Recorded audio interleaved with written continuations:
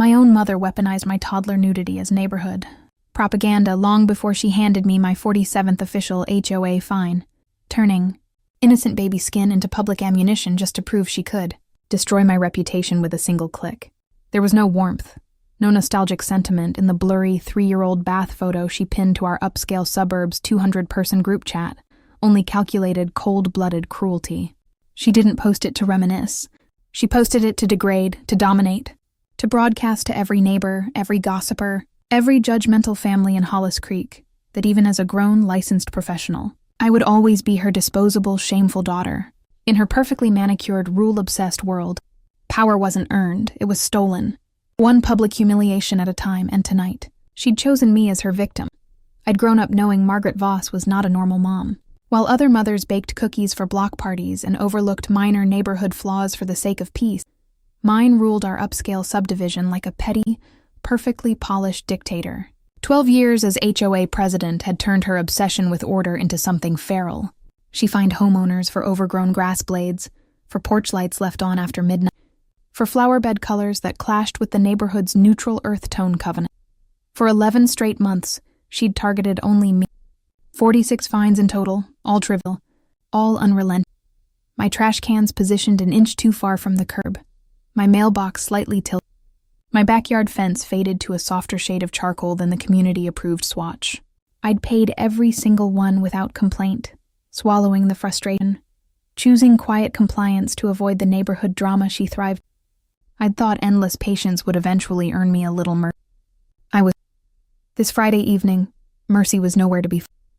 I was still wrapped in my work uniform, boots dusted with county survey dirt, exhausted from a full day of tramping through muddy property lines and drafting legal land reports. I'd just poured a glass of cold iced tea and sunk into my couch when my phone exploded. Buzz after buzz, relentless and shrill, lighting up the dark living room. At first, I assumed it was another routine HOA notification, another generic fine reminder I could pay and forget. But the notifications kept stacking, dozens of them in under a minute, and a prickle of cold dread crawled up my... No one in Hollis Creek reacted that fast to a routine rule violation. I tapped open the group chat, and my blood was my childhood bath photo, front and center for every neighbor, every co-worker's parent, every local shop owner who lived within the subdivisions. Beneath the image, my mother's typed words glinted cold and cruel for the entire community. Please everyone take...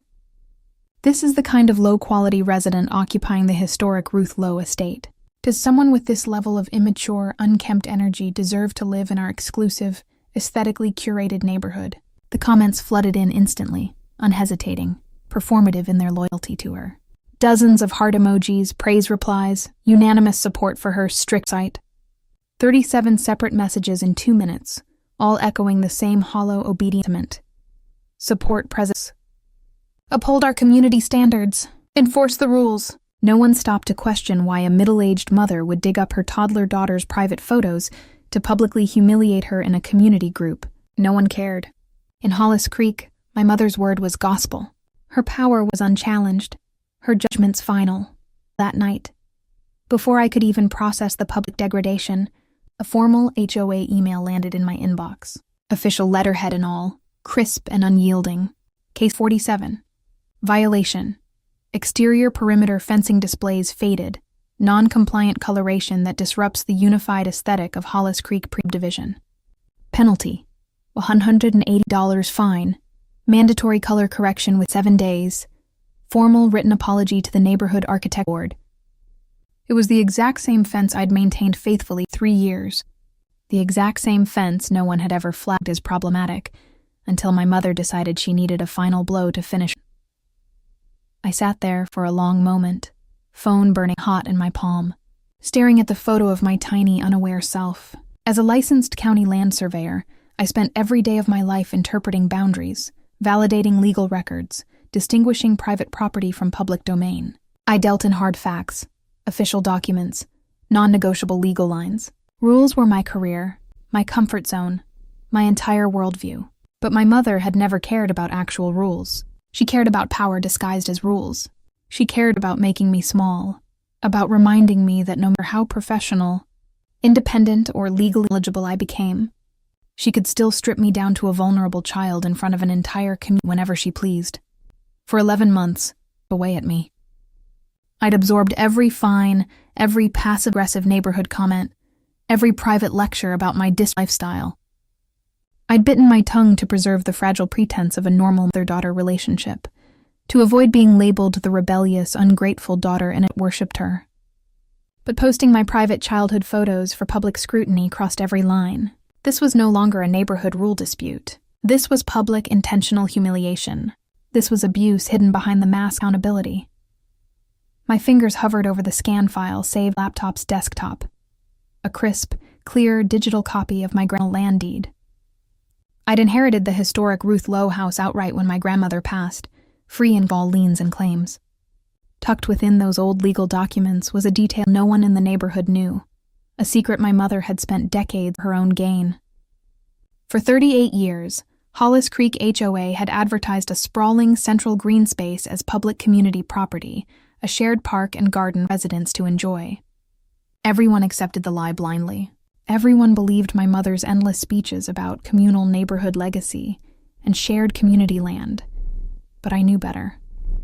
As my thumb brushed the edge of the deed file, the last thread of my patience snapped completely. If my mother wanted to drag private family business into the public neighborhood forum to break me, I would meet her on that public stage. If she wanted to play dirty with community rules and public humiliation, I would play dirtier with hard, unbreakable legal truth. The neighborhood's beloved public green space, Lot 14, the heart of Hollis Creek's community pride, the land my mother had lorded over for decades to build her unrivaled authority, had belonged to the HOA. It was mine. The group chat finally went quiet an hour after midnight, but the humiliation didn't fade. It lingered in my phone's dark screen, in the faint burn behind my eyes, in the quiet, judgmental stillness of the entire neighborhood. Every house on my street had seen me stripped bare, not as a 29-year-old licensed land surveyor with a state certification and a county contract, but as a shameful, unruly kid my mother had decided needed public correction. For 12 years, Margaret Voss had worn the mask of Hollis Creek's perfect, polished protector. Tonight, she'd ripped it off just to slap me harder with it.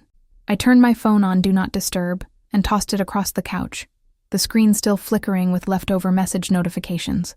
I didn't want to read another performative comment, another neighbor's empty praise, another silent judgment lurking in the quiet likes.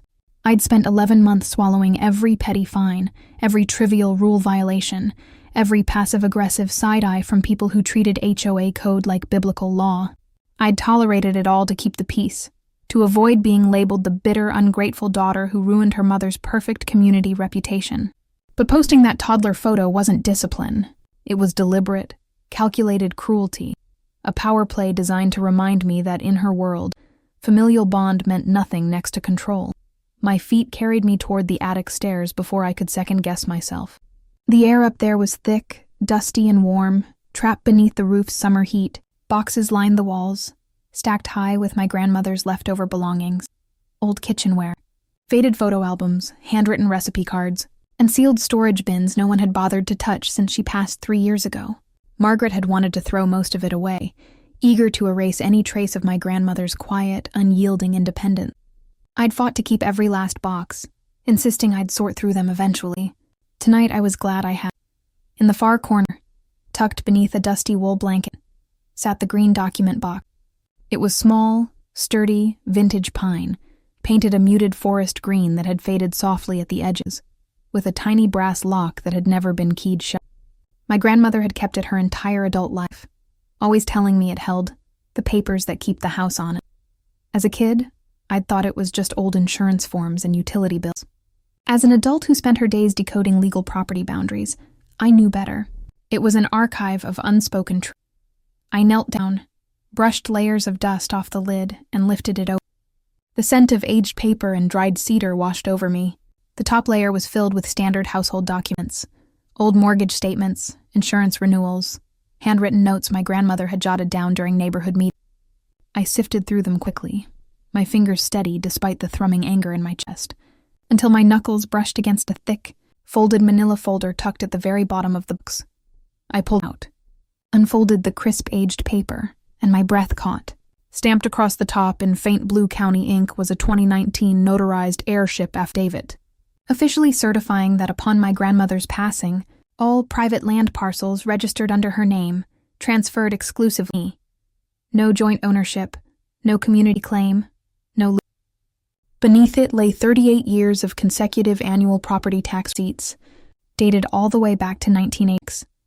Every single receipt was marked with the same parcel identifier, Lot 1. Every single one listed my grandmother as the sole private. No HOA name, no community exemption, no public land. My skin prickled as I scanned the print, my professional surveyor's eye catching every critical detail the neighborhood had spent decades. Hollis Creek HOA had never paid a single cent of taxes on that sprawling central base. The community had never held a legal easement, never filed a land transfer, never applied for public domain status. For 38 years, they'd used my family's private land for parties, community gardens, holiday events, and neighborhood shoots. All while my grandmother, and later me, paid every tax.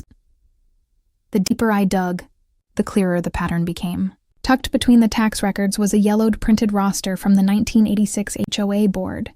My fingers froze on the name printed beneath Secretary L. Voss. My mother, fresh out of college, just starting her climb up the neighborhood leadership ladder, had been the official HOA secretary the exact year Lot 14's tax documentation was formally filed as private family property. She had signed off on community meeting minutes that falsely labeled the land public. She had watched my grandmother pay taxes year after year while letting the entire neighborhood believe this to them. She had known the truth for 38 years and buried it entirely to her. It was no accident that she'd spent 11 months hunting me down with trivial fines, nitpicking my fence color, my trash placement, my mailbox tilt. It wasn't petty motherhood resentment. It was calculated suppression. She'd been terrified I'd eventually dig into the records, use my professional expertise to uncover the lie, and strip her of the community authority she'd spent her entire building. Every fine, every public comment, every quiet song had been a warning. Stay small. Stay compliant until tonight, when she decided breaking me publicly was safer than it. I stacked the documents neatly on the attic floor, smoothing out the creased edges of the notarized affidavit, organizing every receipt in chronological order. For the first time in 11 months, I didn't feel like the bullied, ungrateful daughter. I felt like the rightful owner of a truth everyone in my privileged, judgmental suburb had willfully ignored. My mother wasn't just a cruel parent. She was a fraud, ruling over a community built entirely on her hidden deception.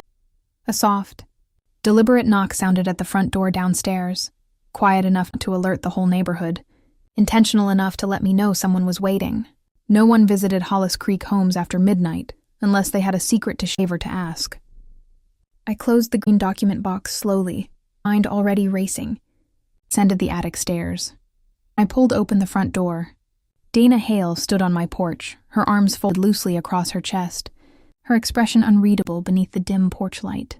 The retired county admin had lived next door for 20 years, watched my mother climb to power, watched me endure year after quiet mistreatment. She didn't waste time or small talk. Everyone in this neighborhood knows Lot 14 was never public land, she said quietly, her voice low enough to stay private. We all suspected, but no one's ever had the paperwork until right now. Dana's words hung thick in the cool midnight air, sharp and unvarnished, cutting through the fog of anger and humiliation that had clouded my mind all night. I gripped the front door frame tighter, my knuckles whitening, the weight of her quiet revelation sinking in slow and heavy. I'd spent months suspecting my mother's rules were arbitrary, years feeling her control was personal. But I'd never guessed the entire foundation of her power was built on a neighborhood-wide lie that every long-term resident had quietly entertained, yet never dared expose. They suspected? I repeated, my voice rough and low, still raw from the night's public degradation. All of them. Every neighbor who liked those comments, who cheered her on while she humiliated me tonight, they knew. Dana exhaled a slow, weary breath, her gaze drifting past my shoulder toward the dark stretch of Lot 14, visible at the end of the cul-de-sac. The community garden beds, the old wooden picnic table, the string lights strung through the oak branches, all of it looked warm, communal, innocent in the dim moonlight. Nothing about it screamed stolen private property. Nothing betrayed the decades of hidden fraud hiding in plain sight. Not new, she corrected softly. Suspected. Rumors float around this suburb for decades, Alara. Old money, old secrets, old land disputes no one wants to touch. Your grandmother never fought the public use, never made a scene, never posted records or challenged the HOA. She just paid her taxes and minded her own business. When no one pushes back, everyone chooses to believe the convenient version of the truth. I leaned against the doorway, my racing heart finally starting to settle into a cold, clear resolve. I'd built my entire career on verifying facts, on separating public record from hearsay, on proving boundaries that people tried to blur or steal. As a county land surveyor, I didn't deal in rumors. I dealt in stamps, signatures, legal parcel numbers, and unbreakable county archives. If the neighborhood's belief in public Lot 14 was nothing more than a decades-old convenient myth, I was going to bury that myth for good. I have the tax receipts, I told Dana, my tone steady and certain. 38 years of them. And the 2019 notarized airship papers proving the land is mine. But I need official county confirmation. I need something current, stamped by the recorder's office, that leaves zero room for my mother to dispute, deflect, or lie her way out of. Dana nodded, her expression hardening with quiet certainty. She'd retired from the county administrative offices last spring, after 30 years processing land records, easement filings, and HOA boundary claims. She knew exactly which forms mattered, which records were sealed, which loopholes Margaret had exploited for decades. More importantly, she knew how to pull the unalterable original files that the neighborhood's lazy assumptions had. The HOA never filed a public easement, she said flatly. I can guarantee it. Back in the 80s, your mother and the old board needed a green space to justify raising neighborhood dues. New subdivisions live or die by their amenities. They couldn't afford to purchase extra county land, so they simply rebranded yours. No vote, no filing, no legal transfer. Just a verbal community agreement to treat private property as public estate. The statement was so bold, so corrupt, so casually suburban that it made my head spin. This wasn't some elaborate white-collar crime. It was lazy, entitled small-town fraud. A group of privileged homeowners decided convenience outweighed legality, and my family had footed the bill for their comfort for nearly. I'm going down to the county recorder's office first thing tomorrow morning, I said, pushing off the doorframe. I'm pulling every single active parcel record for Lot 14. If there's no easement, no public filing, no HOA claim on record at the county level, then everything my mother has built her reputation on is fake. Every rule she's enforced about that green space, every community event she's hosted, every speech she's given about neighborhood legacy is based. Dana's eyes flicked back toward the quiet street, scanning for stray security cameras or late-night walkers, careful not to let our midnight conversation be overheard. Hollis Creek was the kind of neighborhood where walls had ears, where minor gossip mutated into community judgment by sunrise, where the HOA president's loyalists reported even the smallest. Be careful, she warned, her voice dropping to a near whisper. Margaret doesn't just enforce rules here. She controls narratives. If you go to the county and start digging up old land fraud, she won't just fine you. She'll paint you as a destructive, greedy daughter trying to ruin the community for personal profit. She'll turn every neighbor against you before you even get your official work stamped. About the group chat. About my naked toddler photo pinned for the entire neighborhood to see. About the 37 comments praising my mother's cruelty as community protection. She'd already ruined my reputation once this week. She'd already crossed every line of decency and family bond. There was enough for me to lose. She already did her worst, I said bluntly. There's no further damage she can do that already tried. Now I'm just going. Dana left a minute later, slipping silently back through her darkened front yard, leaving me alone with my stack of documents and a newly sharpened purpose. I closed the door, locked the deadbolt tight, and spread the tax receipts and notarized affidavit at the room table. The paper felt solid, unyielding, real, a stark contrast to the flimsy, performative rules my mother had wept life. By 6 a.m. the next morning, I was parked outside the county records office, dressed in my official county surveyor uniform, my professional ID clipped to my chest. Working for the county granted me expedited access to archived parcel files, sealed old records, and original land surveys that regular civilians could never pull on their own. It was the one advantage my crew given me in this fight. I spoke the language of boundaries, and I knew exactly where to find the proof that would mother's lie. I pulled the full Lot 14 file, scrolling through decades of digital archives before requesting the physical microfilm records to cross-verify. Page after page, stamp after stamp, entry after entry confirmed exactly what I'd suspected. There was no public easement, no HOA land transfer, no community domain filing, no exception for neighborhood use. The county's official legal description for Lot 14 remained unchanged since 1986. Privately owned, privately taxed, excluded, held by my family. Every single community barbecue, every holiday market, every kids' playground day, every wedding photo shoot the neighborhood had hosted on that land for 38 years authorized trespass. Every speech my mother had given about shared community heritage were at falsification. Every fine she'd ever issued to anyone for altering green space conditions was an leech on private property. I printed 3 certified copies of the county record, stamped and sealed by the recorder's office, slid them into a crisp manila folder, and walked back to my car with my head held high. For 11 months, I'd been on the defensive, absorbing fine after fine, insult after insult, public humiliation after public humiliation. Now the balance shifted. When I opened my email that afternoon, a new message stared back at me, sent from the official HOA inbox. The annual general meeting agenda was attached for the coming Wednesday night. My gaze locked onto one highlighted, specially added at the top of the discussion roster. Formal review of resident Alara Voss's repeated aesthetic violations. Public testimonial board-sanctioned recommendation. My mother wasn't done humiliating me. She planned to put me on trial in front of the entire neighborhood, to formalize my public shaming, to cement her narrative that I was a selfish, rule-breaking resident to the community's perfect image. I stared at the agenda for a long moment, then glanced down at my stack of certified county records, hard proof of 38 years of institutional fraud. She wanted a public hearing. She wanted a showdown. I was finally ready to give her one. Wednesday night arrived thick with the kind of humid, suffocating tension only a privileged suburban nightmare can hold. The Hollis Creek Community Clubhouse glowed crisp and white under exterior floodlights, its manicured lawn flawless, its flower beds color-corrected to HOA perfection. Inside, every chair was filled. Neighbors dressed in polished casual attire sipped bottled water and whispered quiet pre-meeting gossip, their eyes drifting toward me the second I stepped through the door. They'd all seen the photo. They'd all liked the posts.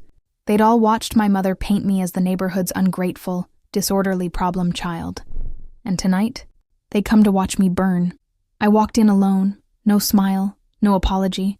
My certified county records tucked clean inside a plain tan manila folder. I wore my neutral civilian clothes, no uniform, no county badge, intentionally. I didn't want my professional title to do the talking for me tonight. I wanted the unvarnished, stamped legal truth to speak for itself. For 3 days, I'd replayed the group chat humiliation on loop, let the weight of 11 months of petty harassment settle into my bones, and waited for this exact moment. My mother had spent decades performing perfection. I was here to perform accountability. Margaret sat at the front podium, poised and immaculate as ever. Her blonde hair was styled sharp, her blazer pressed wrinkle-free, her expression warm and authoritative.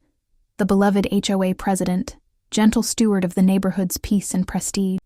She scanned the crowd with practiced ease, her gaze skipping over every whispered conversation, every nervous neighbor, until her icy eyes locked onto mine. For half a second, her perfect smile faltered. She knew I had proof. She knew I wasn't here to apologize. But years of unchallenged power had made her arrogant. She believed her narrative was still untouched. The meeting opened with routine reports, landscaping updates, budget reviews, upcoming holiday events. The room hummed with docile agreement, heads nodding in unison, every resident comfortable within the safe, polished fiction Margaret had. I sat quiet in the back row, folder resting flat on my lap, letting them all sink into their complacency. Let them believe the world they lived in was fair, ordered, and morally sound. Let them believe their president was selflessly protecting their community. The higher their confidence rose, the harder it would. It didn't take long for Margaret to pivot to the night's real. She leaned into the microphone, her voice soft but firm, the tone of a disappointed parent addressing a wayward. "Before we close tonight's session," she said smoothly, "we have a matter of repeated resident noncompliance to us. A matter that reflects poorly on the integrity of our exclusive neighborhood standards. For nearly a year, resident Alara Voss has accumulated consistent aesthetic violations, refusing to uphold the visual harmony that keeps Hollis Creek the premium community we all. A low murmur rippled through the crowd. Heads turned toward me. Judgments hung thick in the air, unspoken but... Margaret gestured to the screen beside her, and a slide shut up. Blurry photos of my back fence. Angles intentionally shot to highlight faint fading, close-up frames of minor trim discoloration, every tiny imperfection magnified to look like a deliberate act of vandalism against the neighborhood. No context, no comparison shots of identical fading on dozens of other homes, no acknowledgement of the arbitrary, ever-shifting rules she enforced. 47 official fines, she continued, her tone sharpening for the crowd. 47 documented failures to comply. I have attempted private guidance, gentle correction, and repeated reminders, yet the resident continues to disregard community standards. Worse, this ongoing defiance has created unrest, setting a harmful example for younger residents and undermining the authority. She paused, letting the caution land, then delivered the line she'd spent days crafting, the final public blow designed to ruin my standing in the... When a resident refuses to respect the community that houses them, we are forced to question their gratitude. We are forced to question whether they deserve the privilege of residing on our protected, historic land. The room erupted in quiet outrage. Murmurs of entitlement, disrespect, ungrateful child floated across the rows of chairs. A few loyalists nodded sharply, hands folded, faces stern, fully ready to condemn me on my mother's word alone. This was exactly what she'd wanted. A public trial, unanimous verdict, and the permanent erasure of my reputation in the controlled. She lifted her chin, gaze locking back on me, cold and victorious. Ilara, if you have any defense to offer, speak now. I stood slowly, folder in hand, my footsteps quiet as I walked down the center aisle toward the front of the room. Every eye tracked my movement. The whispering died. The entire clubhouse went dead silent. No one expected what came next. They expected apologies. They expected tears. They expected a humbled daughter by her mother's mercy. They didn't expect facts. I didn't address the foundations first. I didn't waste a single word on fence color, trim fading, or aesthetic compliance. I walked straight to the podium, set my folder down, and flipped it open to the first stamped county document, the full legal part of Lot 14. I have no defense for minor aesthetic discrepancies, I said clearly, my voice steady enough for every corner of the silent room to hear. I've paid every fine. I've complied with every correction. I've endured 11 months of targeted personal harassment without retaliation. But tonight, I'd like to address the far larger issue this board has spent 8 years covering up. Margaret's smile dropped instantly. Her composure shattered just for a split second, tempted to regain control. Ilara, this meeting is for code violations. This meeting is about community integrity, I cut her off, unyielding. The same integrity you've spent tending to uphold. I slid the certified county records across the wooden podium for every board member to see, the official county seal glinting under the overhead lights. I lifted the airship affidavit and held it up for the crowd, letting them read the legal text. The central green space every single one of you has believed to be public community land for 38 years is not public property. Lot 14 is privately owned. It has been privately taxed, privately maintained, and privately inherited by 1986. The HOA never held a single legal easement, never filed a land transfer, and never possessed any legal right to use this property for community events, gardens, or public gatherings. A stunned, collective gasp swept through the room. Bodies leaned forward. Phones lifted quietly. The obedient, unified crowd fractured in an instant. I kept going, my tone calm, emotional, unassailable. Every block party, every holiday market, every community photo shoot, every public event hosted on that land, an unauthorized trespass. Every speech delivered from this podium about shared neighborhood legacy and communal public land has been false. For 38 years, this association has lied to every resident to justify higher dues, expand board authority, and build a false stolen private property. I turned directly to my mother, holding up the stack of old tax receipts, each one dated, signed, and verified. And you know it. You were HOA secretary in 1986 when this land was officially classified private. You watched my grandmother pay taxes every single year. You helped manufacture the public lie that built your entire career of power. You've spent 11 months harassing me with petty fines not because my fence violates community standards, but because it would one day expose your fraud. Chaos exploded in the clubhouse. Neighbors stood shouting, questioning, arguing. Longtime residents stared in disbelief. Others turned to their friends in shock, realizing every neighborhood told was a manufactured illusion. Board members exchanged panicked, terrified glances, suburban order crumbling around them. Margaret froze for a long, terrible moment, her mask of benevolent leadership completely shattered. Her cheeks flushed red with rage. Her hands tightened the microphone until her knuckles whitened. She'd prepared for a whole apology, for a public breakdown, for me begging for forgiveness. She'd never prepared for me to the ground in front of everyone. The noise threatened to spiral out of control. She slammed her palm against the podium once, sharp and loud, cutting through the crowd's uproar. The room fell silent again, stunned by her unhinged reaction. Her voice was cold, clipped, and vicious when she spoke. No longer the gentle community president. Only the ruthless spent 38 years hiding the truth. These documents are unauthenticated. Out of context, personal records, she snapped. This is a desperate, fabricated attempt by a disgruntled resident to sabotage this community's reputation. The HOA will open an official, full investigation into these false claims, and the last word you've said tonight is a lie. I stared at her, unblinking, as suspended in chaos and uncertainty. The standoff had only just begun. The chaos of the annual meeting faded into a tense, uneasy silence the second the crowd dispersed. Hollis Creek's perfect, curated harmony had cracked wide open, and every resident knew it. Neighbors huddled in hushed groups, scrolling through county land records on their phones, finally realizing the public green space they'd celebrated for decades was never community property. Margaret's vow of a full HOA investigation sounded hollow and petty to everyone who'd witnessed my stamped, unrefutable evidence. In a neighborhood built on rules and paperwork, lies could no longer stand against the truth. The next morning, I entered the HOA's cold, windowless conference room for a closed-door mediation. No spectators, no public commentary, just the 5 board members, my mother and me, trapped in a room thick with unspoken guilt and tension. Every board member had spent the night verifying my claims. They'd cross-checked county archives, pulled old parcel logs, and confirmed the brutal truth. Lot 14 belonged exclusively to me and my family. The HOA's decades-long public land narrative was nothing more than a convenient, self-serving lie. Margaret sat poised at the head of the table, her signature-polished composure forced back into place. She'd discarded her public humiliation tactic entirely, trading crowd-fueled cruelty for cold, calculated diplomacy. Her face remained calm and professional for the board's sake, but her rigid posture and locked jaw betrayed quiet panic. After 12 years of unchallenged power, she was finally cornered. Scrambling to salvage her reputation and remaining authority, she cut straight to negotiation, her tone flat and businesslike, stripped of any maternal warmth.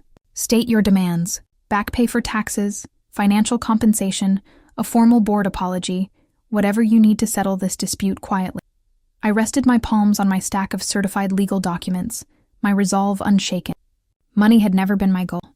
For 11 months, I'd endured targeted fines, petty harassment, and public degradation. For 38 years, my grandmother's legacy had been exploited to prop up my mother's authoritarian rule over the neighborhood. I did not want payout, I wanted balance.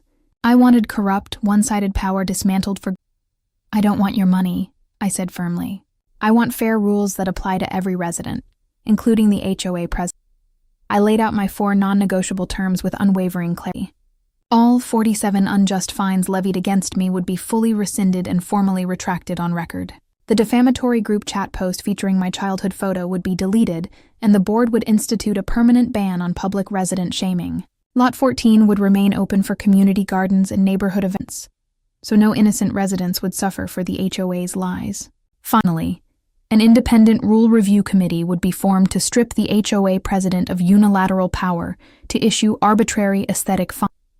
A wave of palpable relief washed over them. They had braced for lawsuits, property lockdowns, and total community upheaval. My terms were merciful to the neighborhood, yet devastating to Margaret's abusive grip on. She saw the compromise for what it was, not kindness, but a deliberate, unescapable stripping of her lifelong. Her eyes narrowed with sharp sin. What exactly are you gaining from this fake generosity? I slid a fully legal 5-year community lease across the table, the terms printed crisp and unalterable, a $1 annual rent.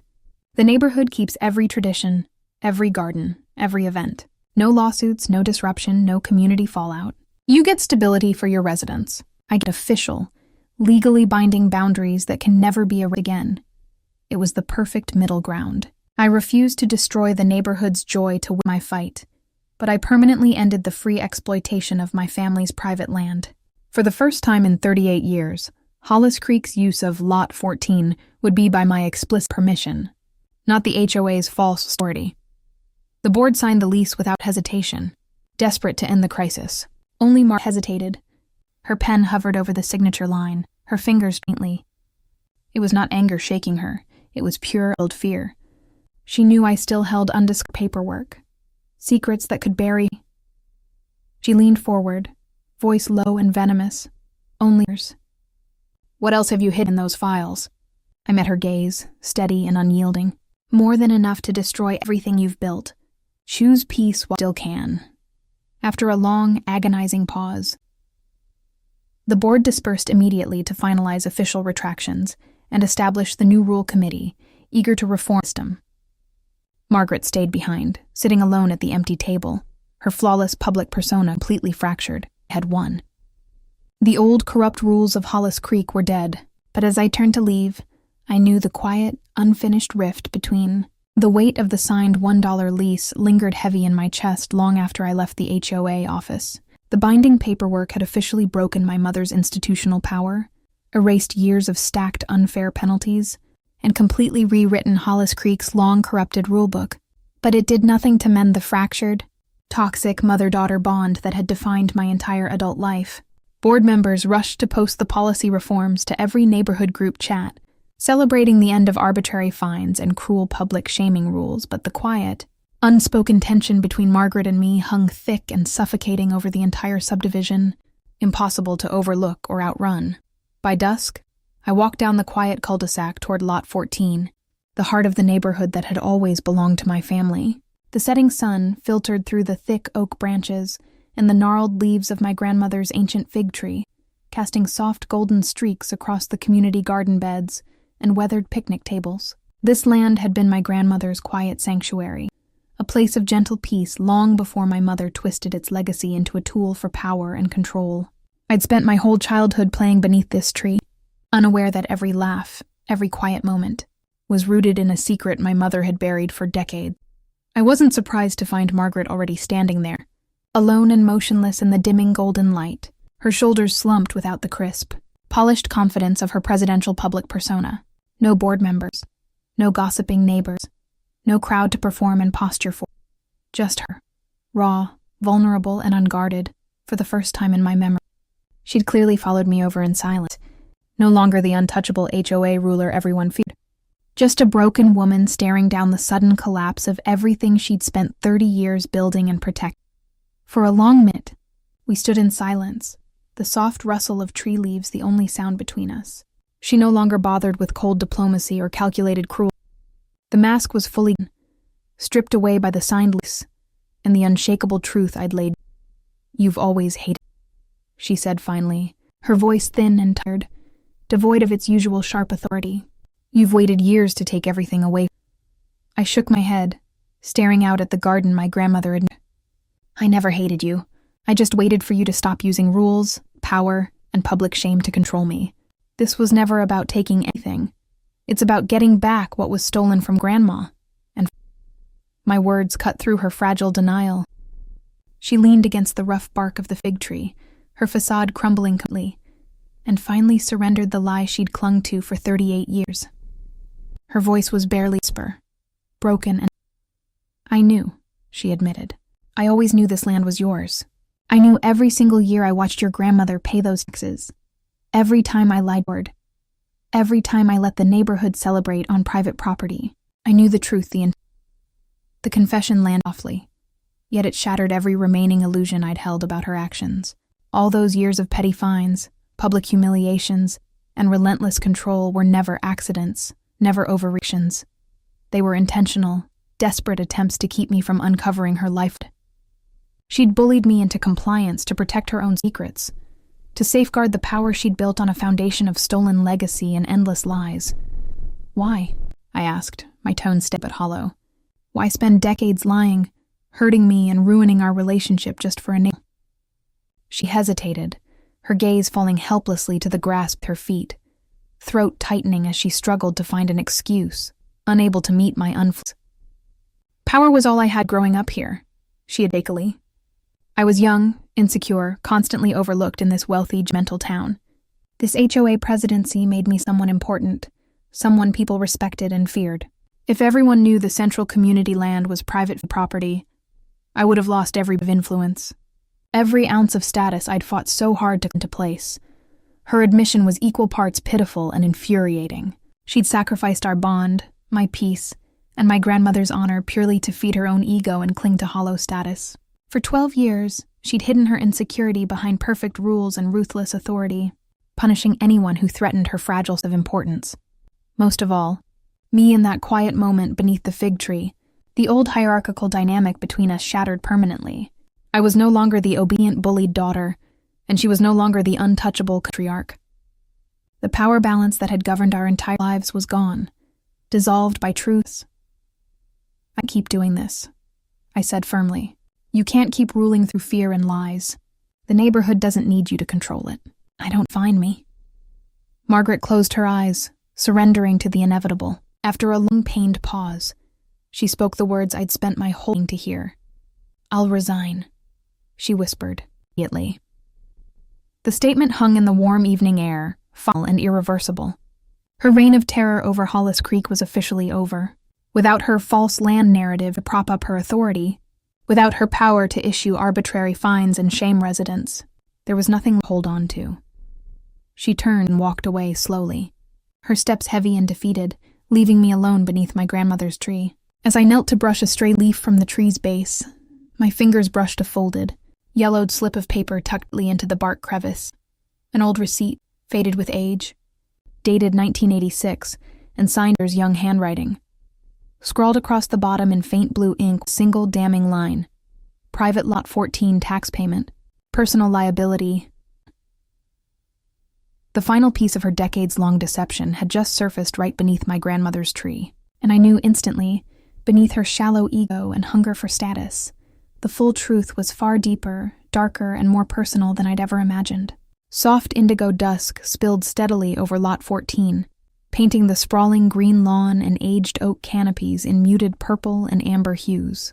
The neighborhood's warm fairy string lights flickered awake one strand at a time, twinkling gently above the community garden beds and weathered wooden picnic tables, casting an illusion of peaceful, unbroken suburban harmony. To every neighbor's eye, this corner of Hollis Creek was pure, innocent, and endlessly welcoming, the heart of their tight-knit community. But to me, every glowing light, every rustle of grass, every quiet breeze carried the weight of 38 years of buried lies. Margaret's damning confession from the evening lingered heavy in the cooling air, paired with the faded 1986 receipt I'd discovered tucked deep within the rough bark of my grandmother's ancient fig tree. I unfolded the brittle, yellowed paper with careful, trembling fingers, tracing the faint, looping strokes of my mother's youthful handwriting. Piece by piece, every odd, unexplained detail from my childhood and adult years slotted perfectly into place. This was never just petty ego or a hunger for neighborhood status.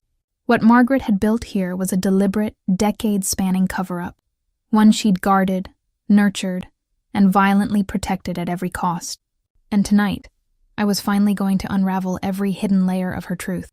I laid the fragile receipt flat across the scuffed picnic table, anchoring it down with a smooth river stone I'd picked up from the garden edge, then pulled up my official county surveyor records on my phone to cross-reference the exact date. The 1986 filing aligned perfectly with the finalization of Hollis Creek's original subdivision boundaries, a pivotal moment that had shaped the entire neighborhood's future. I recalled my grandmother's quiet, vague stories of being pressured relentlessly by the newly formed HOA board decades ago, cornered into choosing between signing away temporary land privileges or facing unending community pushback and targeted ostracism. Buried deep in the digital fine print, I uncovered a tiny, overlooked addendum I'd completely missed in my initial research. My grandmother had only ever agreed to a short-term, 5-year public use easement.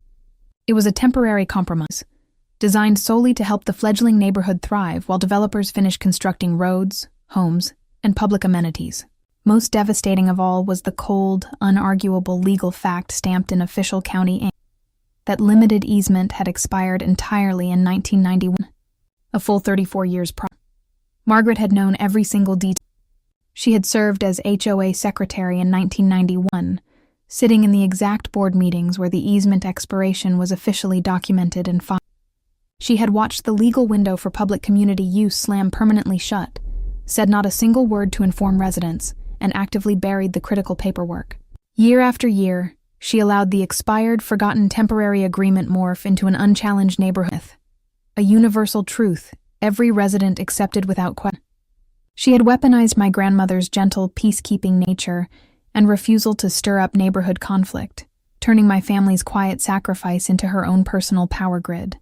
Every speech she'd given about communal legacy, every rule she'd enforced to protect the green space, every ounce of authority she'd cultivated for 30-plus years was built entirely on stolen land, buried paperwork, and calculated. I remained seated alone on Lot 14 long after that, lingering beneath my grandmother's tree, a silent, living witness to every secret, every lie, every quiet sacrifice my family had endured for this ungrateful neighborhood. The night air turned crisp and cool, and the surrounding homes dimmed their lights as residents settled into evening, completely oblivious to the collapsed foundation of their community's core identity. By midnight, my phone inbox exploded with official HOA mass updates sent to every resident in Huck. Margaret's formal, unconditional resignation from the HOA presidency was posted across every community platform, effective immediately. The board issued a public, unreserved retraction of all 47 unjust fines levied against me, published sweeping, unbiased rule reforms to eliminate subjective aesthetic enforcement, and instituted a permanent zero-tolerance policy for public resident shaming. The neighborhood erupted in celebratory comments and relieved messages, cheering the end of authoritarian oversight. Yet not a single one of them understood the full depth of the fraud they'd lived under for nearly. The next morning dawned bright and clear, soft golden sunlight spilling over my front lawn, when a quiet, hesitant knock sounded at my door. When I opened it, I barely recognized the woman standing on my porch. Margaret stood there stripped of every layer of her carefully crafted persona. No tailored power blazer, no sleekly styled perfect hair, no polished makeup, no practiced authoritative smile. Gone was the untouchable, revered HOA president the entire neighborhood admired and feared. In her place stood a tired, aging woman, her shoulders hunched, her eyes heavy with decades of repressed guilt and stress. The endless lie she'd carried alone for 38 years had slowly eroded her from inside out, leaving her raw, unguarded, and completely defeated. There was no arrogance, no defensiveness, no cold political diplomacy left in her demeanor, only bone-deep exhaustion and unmissable, genuine shame. "You found the expired easement," she said quietly, her voice flat and hollow, no longer attempting to twist facts or hide behind excuses. "I knew you would eventually. You've inherited your grandmother's eye for detail, and your surveyor training teaches you to see every line, every date, every hidden loophole no one else notices. You were always going to dig up the truth I spent my whole burying." I lifted the faded receipt and stamped county easements in my hand. My tone steady, calm, and unshakable, free of anger but firm with long overdue truth. "You let a temporary, 5-year agreement turn into a lifetime of intentional theft and deception. For 11 months, you targeted me with petty, relentless harassment, public humiliation, and unfair fines. You ruined our mother-daughter bond entirely just to protect a lie that legally died 34 years ago. This was never about neighborhood standards, Mom.